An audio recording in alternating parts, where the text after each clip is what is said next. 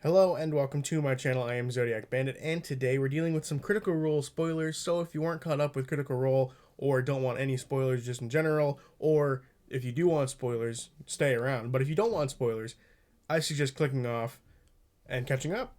Simple as that. Go catch up, because then you won't be spoiled.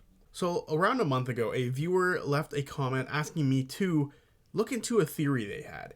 And no one had ever done this before, or at least in that same sort of fashion about looking into one. They actually said, can you sleuth into this theory I had, which I thought was rather funny.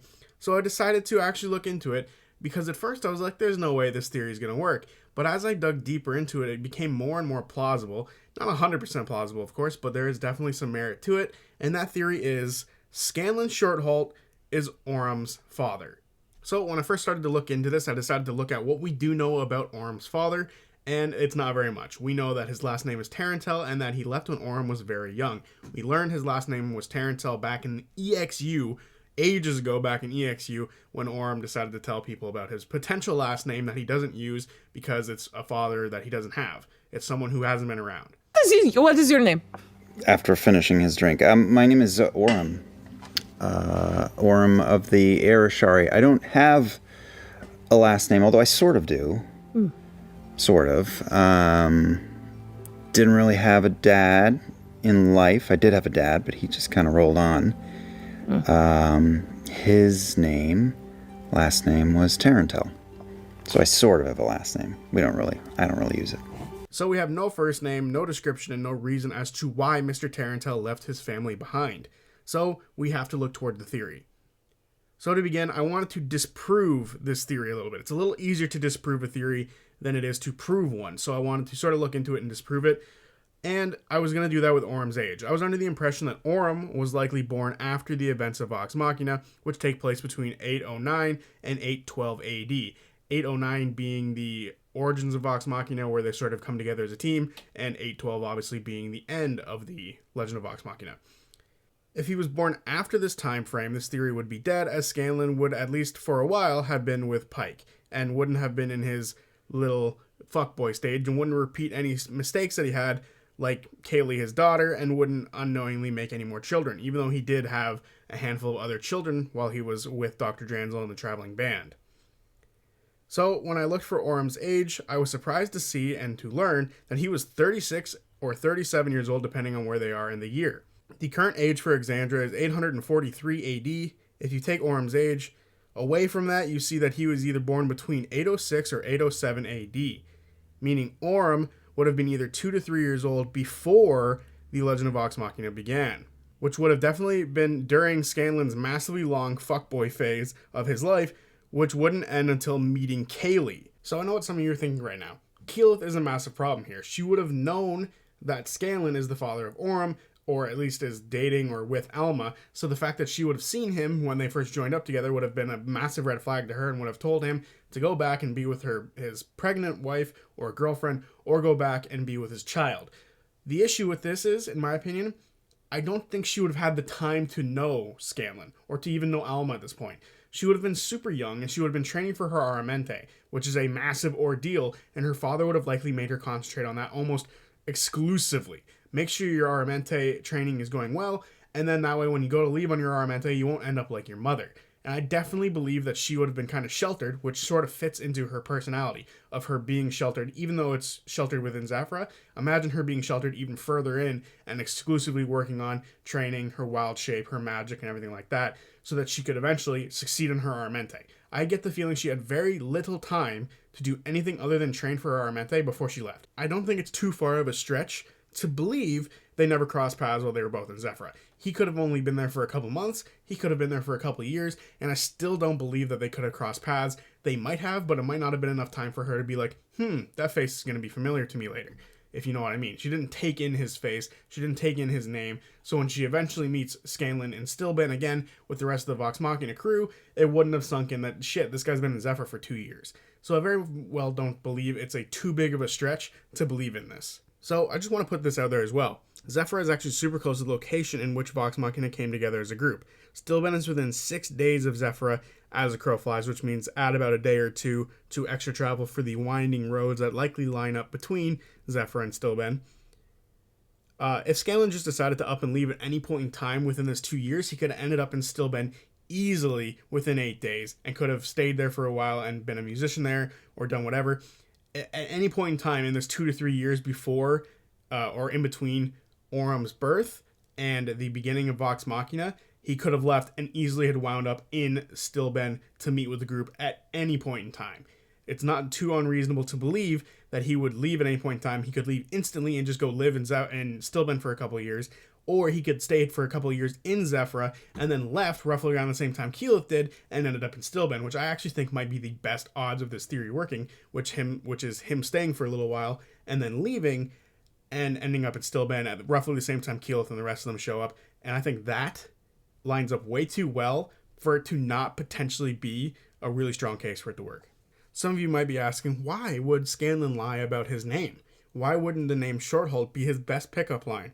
Well, maybe Alma had overheard that Scanlan Shorthold is a massive fuckboy and she's not into those type of people. She likes people who are loyal and honest and truthful and not a womanizer. We are well aware that Scanlan is a womanizer who bounces from woman to woman. Telling new lies to them is not a far reach for him. So I could very well see her saying something in a bar while he's there, and he overhears it and decides he is not Scanlan Shorthold. He is, in fact, blank Tarantel, Scanlan Tarantel. We don't know.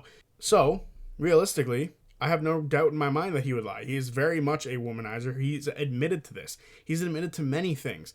And I am very, very, very, very sure that he would lie to a woman about his name just to sleep with her, even if that meant to sleep with her once and accidentally got her pregnant, or sleep with her for a couple years. I can definitely see Scanlan doing something like this. He is not a good character. Scanlan Shorthold has a lot of problems, which they deal with in Campaign 1, and a womanizer is definitely one of those problems. We're well aware of this. It's well documented. He is this. I do also want to point out that Scanlan has openly admitted to the fact that there are many mini Scanlans or other Kayleys running around, and he is well aware of this fact. So for Orym to be one is not impossible. It's totally possible. Again, he was a womanizer. He's a fuckboy. He had a massive era of him just screwing around and screwing other people. It is definitely plausible for him to have done this and do everything else that we've set up to this point. He could have very easily had lied about his name. He could have very easily stayed and decided to leave one day because he likes being a traveling minstrel. He could have done a million things in this 2 to 3 year time frame, and I have no doubt that Scanlan would have done all of them, because he is that kind of character before he becomes an improved version of himself with the Vox Machina crew. That's kind of part of his arc, to sort of improve as a person. Isn't too far out of his reach to say he started at a very negative place like this, to be able to have a child, lie to the woman about who he is, then have a child, and then just fucking up and leave is totally within Scanlan's ballpark. There was a night early on, a few weeks after I left you.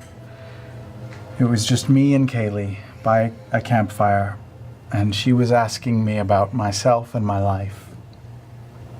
And she has this thing, I don't know if it's a spell or a special ability, but she can always tell when I'm lying. She's the only one. And I was trying to spin some sort of bullshit to her about my past, and she called me on it and said, the truth. Let me hear it. And I told her everything. I told her about all the lives I had ruined, and about the women, and about all the other Kayleys out there that I know of, and the ones that I can only assume exist, and everything. And she spat at me, and she gave me this scar with her knife, and she left. And I thought that was it. I had ruined it. But before dawn, she came back, and she unrolled her bedding, and she went to sleep, and woke up the next morning and said, "What's for breakfast, Dad?" So now that we've sort of gotten timeline things and distance things and sort of reasoning reasons out of the way as to why all of this could work, I kind of wanted to look into physical similarities. First of all, they both have brown hair. As far as their skin color goes, it's kind of difficult to determine what is Scanlan's actual true skin tone, as it tends to vary between lightly tanned to brown in various depictions of the character. Looking at his official art is proof enough of this. The first Vox Machina official art actually has him looking very close to the skin color of Orym, but then looking at the Legend of Vox Machina, he is much darker than Orym, so skin color is not something we can go off of. And when it came down to looking at their eyes, Scanlan's eyes also change based on the art of Legend of Vox Machina. It shows that he has very light blue eyes, and Orym is constantly shown with light green eyes. As Alma also has blue eyes, and looking into blue eyes, or eye theory, what are the odds of two people with blue eyes having a child with green eyes? It's precisely 1%. So it's time to dig a little deeper, and we're going to start looking into the D&D races of the two characters, that being gnome and halfling. First, we're going to go with height. The average height of a gnome tends to land anywhere between 3 to 4 feet tall. The average height of a halfling is about 3 feet tall. So armed with this information of average heights, we look at Orym, and he stands at 3'6", which actually puts him in the gnome average and above average for a halfling. But he could just be some sort of outlier in this instance, and it could actually not indicate anything, because if you look at the rest of Orym, he has way more traits that indicate that he is not any gnome at all. He has halfling luck, which is something halflings get, and he has no dark vision. And if you're going to make a custom race character, you would have dark vision. Now, unless he's been fucking lying about this fact that he has no dark vision, I'm going to say that he has next to no gnome in him, and if he got lucky enough to get a little bit of height out of it, then maybe, but I highly doubt it. I'm starting to lean somewhere in between the idea that timeline-wise it works really well, but when you look at the biology of the character, we're kind of breaking this theory down just a little bit. But to go over everything again, with timeline sort of working out really well for this theory, with travel working out really well for this theory, Keyleth not being able to necessarily see Scanlan while he's in Zephyr for X amount of time, they have the same hair color, a super slight % chance of them having the same eye color, and Orym has the height fitting much better in the gnome average. It is possible that Scanlan Shorthalt is, in fact, Orym's father. However, until we have a bit more information given about Tarantel, or even until Scanlan shows up into this campaign, this theory is unfortunately inconclusive. How fucking ever, everything that we've just mentioned about Scanlan also works for Chetney Pokapi. Chetney is well-traveled. He seemingly had a fuckboy era and is potentially still in it. He has blue eyes. He could give Orym his gnomish height. He has a skin color that actually works better with the artwork. The only thing that I don't know is why Chet would ever leave or lie about his name or anything like that. Chetney is a very mysterious character, and as we keep moving forward and learning more about him, we could potentially learn more, but we don't know too much about his past quite yet. There's a massive gap in between his entire life and what we know now currently, so realistically it's kind of hard. At the end of the day, I think it's possible for Orym's father to have been a gnome, but at the same time, we don't know. It could have been Scanlan, it could have been Chetney. I see no reason why it shouldn't be a possibility for these two characters to be potentially Orym's father, but I see no real good reason for that to happen at all. I do think it'd be kind of funny. There's a running joke right now in Campaign 3 that Orym's father is in fact Chetney, and that Chetney has been an influence on his life for a while based on the toys and potentially just being his father. But I also think it's really within Scanlan's character to have done this. Again, he was a fuckboy. He has many children. Timeline works out really well. So realistically, either character could be Orym's father. Either character could have been Orym's father, and I realistically think that it sounds like Alma just needs to figure out her eyesight, because maybe Chetney being in front of her should give off a few red flags. But until then, until we find out if she needs glasses, or until Scanlan shows up, or until Orym just drops the bag and eventually tells us who he is, or maybe we'll never know. But I do think that this theory is funny. I do think that this theory fucking works a little too well in some circumstances. Not all of them, of course, but it does work a little bit, and I think it's a lot of fun. So there you have it. What do I think about the possibility of this theory? I would say about 25%. 25% chance that it's either Scanlan or Chetney. I think it's about 75% chance it's someone else. I just think this is a great theory, a great funny look into, and there is some legs to it.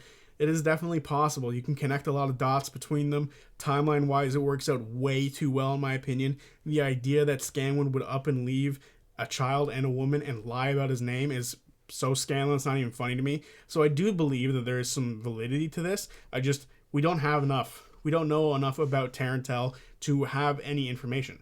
So until we do, unfortunately, I'm going to say that there's probably about 25% chance that it's true. So, yeah. But if you guys have any theories that have been sort of itching your brains and want me to look into it and make a video about it, let me know in the comment section down below, because I will, because I very much enjoy doing this. So, yeah. Until then, peace. In making your way towards the edge, go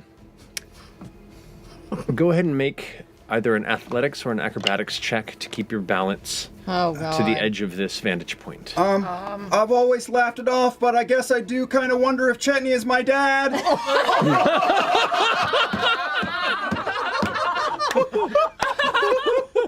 I rolled a 19 for a 21.